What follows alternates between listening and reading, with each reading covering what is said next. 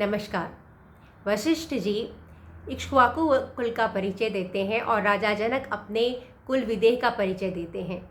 जब दोनों एक दूसरे का परिचय समझ लेते हैं, उसके बाद वशिष्ठ जी कहते हैं कि ये दोनों ही वंश एक दूसरे के लिए उपयुक्त है धर्म के संबंध स्थापित करने के लिए।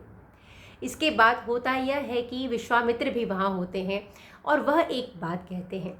वह राजा जनक से कहते हैं कि आपके छोटे भाई कुशध्वज हैं, जो कि बहुत ही धर्मज्ञ राजा हैं और इनकी भी दो पुत्री हैं। और मैं यह चाहता हूँ कि भरत और शत्रुघ्न, ये जो दो राजकुमार हैं दशरथ जी के, इनका ब्याह कुशध्वज की दो बेटियों के साथ क्रमशः हो जाए, अर्थात भरत का ब्याह मांडवी के साथ और शत्रुघ्न जी का ब्याह श्रुतकीर्ति के साथ। तो इस उद्देश्य से उनका वरण करने की वह इच्छा रखते हैं भरत और शत्रुघ्न के लिए। और इस पर राजा जनक कहते हैं कि वो बहुत प्रसन्न होते हैं और वह ये कहते हैं कि मैं अपने प्रदेश को, अपने कुल को धन्य मानता हूँ कि आपने मुझे इक्ष्वाकु वंश के लायक समझा और सामने से आप मुझे ये आग्रह कर रहे हैं कि मैं अपनी भतीजियों का ब्याह भी इसी वंश में कराऊं। ऐसा वो दशरथ जी कहते हैं।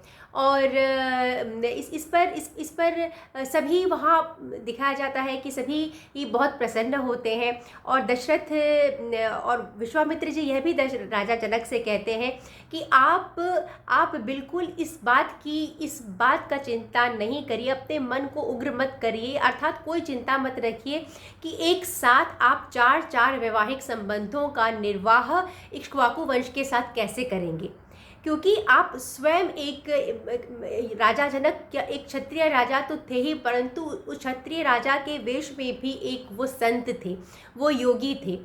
और इस तरह से कहते हैं, जिस पर जनक जी उनके प्रस्ताव को बहुत ही प्रसन्नता के साथ मानते हैं और कहते हैं कि मेरी चारों कन्याओं का विवाह, अर्थात सीता, उर्मिला, मांडवी और श्रुतकीर्ति, चारों कन्याओं का विवाह आपके चारों राजकुमार के साथ एक ही दिन में इनका पाणी ग्रहण हो। तो इस तरह से वह उनके कहते हैं कि ये जो कार्यक्रम है वह एक ही दिन में हो जाना चाहिए। इसके अलावा वो विश्वामित्र जी बहुत तारीफ करते हैं कुशध्वज की और राजा जनक की, दोनों भाइयों की, और कहते भी हैं कि आप दोनों भाई में असंख्य गुण हैं। और इसके बाद सब विवाह उन लोग का ठीक हो जाता है और राजा दशरथ जी जो है वह नांदी मुख श्राद्ध करते हैं और इसके बाद वो अपने चारों पुत्र के लिए, हर एक पुत्र के लिए 1 लाख गायों का दान करते हैं, जिनके जो सींग होते हैं वे सोने के मढ़े होते हैं। उसके साथ ही एक कासे का दुग्ध पत्र भी होता है, अर्थात 4 लाख गायों का वो दान करते हैं और नांदी मुख श्राद्ध तो करते ही हैं। परंतु यहाँ जानने योग्य बात ये इस कथा से हमें यह समझ में आता है कि विश्वामित्र जी पहले सीता और उर्मिला का जो ब्याह का प्रस्ताव रखते हैं, उसके बाद जब उनका भेंट कुशध्वज से होता है, अर्थात राजा जनक के छोटे भाई से, तब वह यह भी कहते हैं कि इनकी जो 2 पुत्रियां हैं उनका विवाह भी 2 राजकुमारों के साथ हो जाना चाहिए, अर्थात ये चारों राजकुमार का विवाह मिथिला नगरी में ही होना चाहिए। तो ऐसा क्यों? इसका वर्णन तो स्पष्ट रामायण में नहीं लिखा गया है, परंतु यह साफ संकेत मिलते हैं कि विश्वामित्र जी, वशिष्ठ जी यह इस बात को देख लेते हैं कि मिथिला का राजा जनक का जो यह कुल है वह कितना मर्यादित है। क्षत्रिय होते हुए भी एक संतों सा जीवन ये व्यतीत करते हैं वो, और ये लोग परोपकारी हैं, दान पे विश्वास करते हैं, देवता पितरों पे विश्वास करते हैं, तभी वो नांदी मुख श्राद्ध की बात करते हैं और बहुत सारा दान देने की बात करते हैं और यह कहते हैं कि शुभ काम शुरू होने से पहले दान धर्म करना चाहिए। इसके अलावा ये दृढ़ निश्चयवान होते हैं राजा जनक। उन्होंने अपनी पुत्री सीता के लिए जो निश्चय किया होता है उससे वो कभी विचलित नहीं होते और जब तक उनको योग्य वर नहीं मिल जाता है वो उनको भगवान पे आस्था होता है कि उनकी पुत्री सीता के लिए योग्य वर मिलेगा ही, और वो उनको मिलता है। तो और इसकी सीता की वजह से कई सारे राजाओं जो मिथिला को घेर कर आक्रमण करते हैं वो सब सहते हैं, परंतु फिर भी अपनी पुत्री का विवाह वह अपनी इच्छानुसार योग्य वर से ही करते हैं।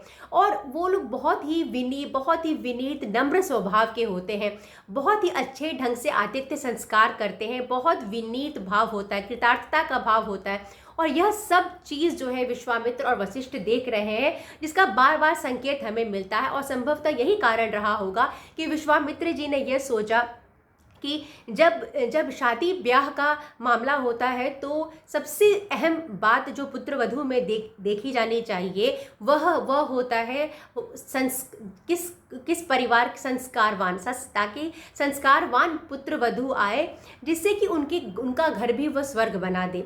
जैसे कि वह जब राजा जनक को देखते हैं, कुशध्वज को देखते हैं, दोनों भाइयों में बहुत सारे गुण हैं, और जो इनके संस्कारों को देखते हैं तो वह उनको समझते देर नहीं लगती कि इनकी पुत्रियों में भी वो संस्कार होंगे, वो भी इतनी ही संस्कारवान होंगी। और इसीलिए वह यह प्रस्ताव रखते हैं कि ताकि जो ऐसे हम लोगों में आजकल समाज में भी है कि लोग दहेज का प्रथा या मांगना, परंतु उससे कुछ नहीं होता। यहाँ कहीं भी राजा दशरथ ने किसी भी चीज़ का डिमांड नहीं किया, कोई चीज़ वो मांग नहीं रहे हैं, परंतु विश्वामित्र जी ने इस बात को देख लिया कि यह परिवार कितना संस्कारवान है। तो यदि पुत्र वधू संस्कारवान आती है तो घर संस्कारों से भर जाएगा और सभी अपने अपने धर्म मार्ग का अनुसरण करेंगे। तो पुत्र वधू एक संकेत है कि पुत्र वधू जब कोई लाए तो कोई दहेज धन ये सब ना देखे। दहेज प्रथा तो बिल्कुल ही गलत है, बल्कि वो किस कुल से अपने पुत्र वधू को ला रहा है, वो कैसे लोग हैं, उनका संस्कार कैसा है, उनका स्वभाव कैसा है। क्योंकि जो भी स्त्री यदि कोई संस्कारवान लड़की घर में आती है तो वह आपके घर को स्वर्ग बना देगी, यह संकेत मिलता है हमें इस कहानी से। और इसीलिए विश्वामित्र जी जो हैं वो कुशध्वज इस परिवार को देखकर, जो उनकी जो दो बेटियां हैं कुशध्वज की अर्थात राजा जनक की भतीजी, उनका भी वह विवाह प्रस्ताव रखते हैं ये भरत और शत्रुघ्न जी के लिए। तो हम लोगों ने रामायण में देखा कि हमें ऐसा लगता था कि ये चारों बहनें हैं राजा जनक की बेटियां, परंतु ऐसा नहीं है। वाल्मीकि रामायण के अनुसार सीता और उर्मिला ये राजा जनक की पुत्री है, जबकि भरत की पत्नी और शत्रुघ्न की पत्नी मांडवी और श्रुतकीर्ति राजा जनक की भतीजी हैं और कुशध्वज की पुत्री है। और इसके बाद चारों ये विवाह सब प्रस्ताव मान लिया जाता है, सबको विवाह स्वीकार्य होता है, सभी बहुत प्रसन्न होते हैं। और अगले वीडियो में बताऊंगी कि विवाह की शुरुआत कैसे होती है, किस तरह से विवाह होता है संपन्न। उम्मीद करती हूँ कि मेरा वीडियो आप सभी को पसंद आ रहा होगा। मुझे सुनने के लिए बहुत बहुत धन्यवाद।